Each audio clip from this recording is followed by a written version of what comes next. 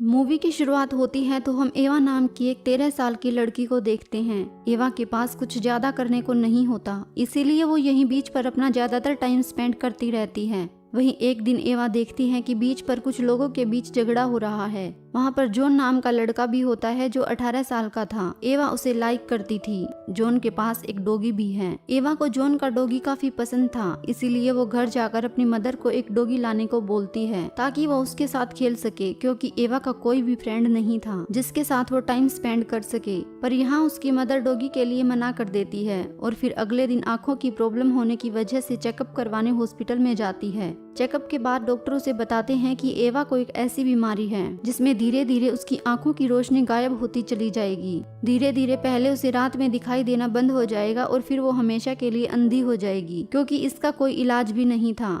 ये सब सुनकर एवा काफी दुखी हो जाती है। एवा को पता होता है कि अब कुछ भी नहीं हो सकता, इसीलिए वो अंधेरे में रहने की प्रैक्टिस शुरू कर देती है। वो डिसाइड करती है कि अंधी होने से पहले वो अपनी लाइफ को पूरी तरह एंजॉय करेगी। वो अपनी लाइफ की वो सब चीजें पूरी करने की कोशिश करेगी जो वो हमेशा से चाहती थी। अगली शाम को एवा जॉन का पीछा करते एक डिपार्टमेंट स्टोर में जाती है। जॉन अपने डॉगी को बाहर बांधकर अंदर जाता है तो तभी वो उसके डॉगी को चुराकर घर ले जाती है। वो डॉगी का नाम लूपो रख देती है और उसे अपने रूम में छुपा देती है। इसके बाद से एवा अपनी आंखों पर पट्टी बांधकर चलने की प्रैक्टिस करती है ताकि जब वो अंधी हो तो उसे ज्यादा परेशान न होना पड़े।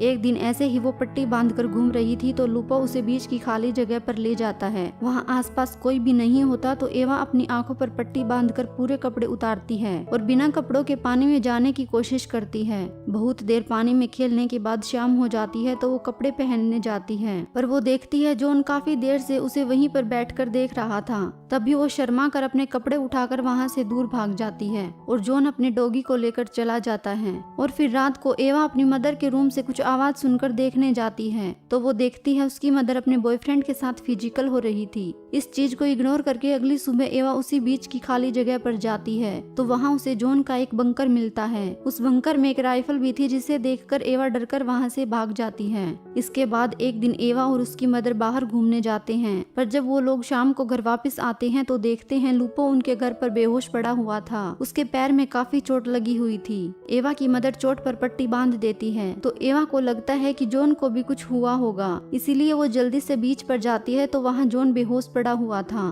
उसके पेट में किसी ने चाकू से वार किया होता है तो एवा उसे उसके बंकर में लेकर जाती है। उसका थोड़ा ख्याल रखती है तो अंधेरा हो जाता है। एवा को अंधेरे में कुछ दिखाई नहीं देता, इसीलिए वो घर वापस जाने की जगह जॉन के साथ बंकर में ही सो जाती है। और फिर कुछ दिन बाद एवा की मदर अपने बॉयफ्रेंड के साथ फिर से फिजिकल हो रही होती है तो एवा को अच्छा नहीं लगता। वो मदर को ये सब छोड़ने को विवश करना चाहती थी, इसीलिए बस्ती के बहुत सारे बच्चों को वहाँ पर लेकर आती है। वो सब बच्चे उन्हें फिजिकल होते हुए देखते हैं, पर जब एवा की मदर सबको देखती है तो वो सब वहाँ से भाग जाते हैं। और फिर दिखाया जाता है कि कुछ दिनों में जॉन भी अच्छा हो जाता है तो एवा उसके साथ टाइम बिताना शुरू करती है। वो जॉन को बहुत पसंद करती थी, इसीलिए उसे अपनी तरफ अट्रैक्ट करने की बहुत कोशिश करती है, लेकिन जॉन उसे बार बार इग्नोर करके उससे दूर हो जाता है। तो एवा उसे अपने करण अर्जुन दिखाकर उसे पटाने की कोशिश करती है, पर जॉन उसे मना कर देता है। इस वजह से एवा रात को वहीं सो जाती है तो अगली सुबह जॉन उसे वहीं सोता हुआ देखता है, जिसके बाद वो एवा को अपने साथ रहने देता है। अब ये लोग अपनी राइफल का यूज करके बीच पर आने वाले लोगों को लूटना शुरू कर देते हैं और फिर बंकर में जाकर छुप जाते हैं, इसीलिए कोई भी उन्हें पकड़ नहीं पाता। रात में ये लोग बैठे होते हैं तब एवा जॉन को बताती है रात में उसे कुछ भी दिखाई नहीं देता। ये सुनकर जॉन को उस पर दया आ जाती है, जिसके बाद ही दोनों फिजिकल होते हैं। और फिर अगले दिन हम देखते हैं कुछ पुलिस वाले वहाँ आकर जॉन को अरेस्ट कर लेते हैं, पर तभी एवा जॉन की राइफल से उन पुलिस वालों को डराकर जॉन को लेकर एक आदमी की बाइक चुराकर वहाँ से भाग जाते हैं। इसके बाद दोनों एक बंद पड़े बार में जाते हैं, जहाँ जॉन एवा को बताता है कि उसके और उसके ग्रुप के बीच जेसिका नाम की लड़की को लेकर लड़ाई हुई थी, जिसे जॉन लाइक भी करता था। जेसिका की वजह से उन लोगों ने उस दिन उस पर चाकू से अटैक किया था। जॉन का सामान अपने ग्रुप के लोगों के पास रह गया था, इसीलिए वो उसे वापस लेने की सोचता है। कुछ दिन बाद जेसिका की शादी होने वाली थी तो वो उसे भी रोकने को बोलता है। इसके बाद ये लोग उस जगह पर जाते हैं जहाँ जेसिका की शादी होने वाली थी।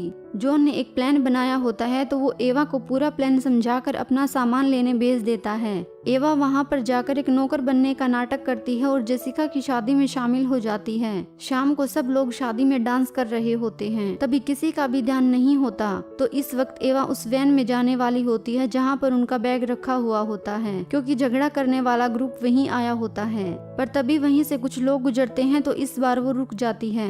ये लोग शादी को भी नहीं रोक पाते। कुछ देर बाद वो लोग वेडिंग केक को काटने लगते हैं तो तभी वहाँ पर कुछ पुलिस वाले आकर एवा और जॉन को ढूंढने लगते हैं। पुलिस वाले किसी रीजन से जेसिका के हस्बैंड को भी पकड़ ले जाते हैं। इसी बीच जॉन भी वहाँ पहुंचकर एवा को बचाने लगता है, पर तभी पुलिस वाला और जेसिका उन्हें भागते हुए देख लेते हैं तो वो लोग इनका पीछा करने लगते हैं। एवा और जॉन भागते हुए एक नदी के पास पहुंच जाते हैं। नदी का पानी काफी तेजी से बह रहा था, पर ये लोग पुलिस से डरकर नदी को पार करके वहां से भागने लगते हैं। तो तभी वहां पर जेसिका आती है जो जॉन को उसकी कार वापस करती है, क्योंकि वो उसकी ही कार थी।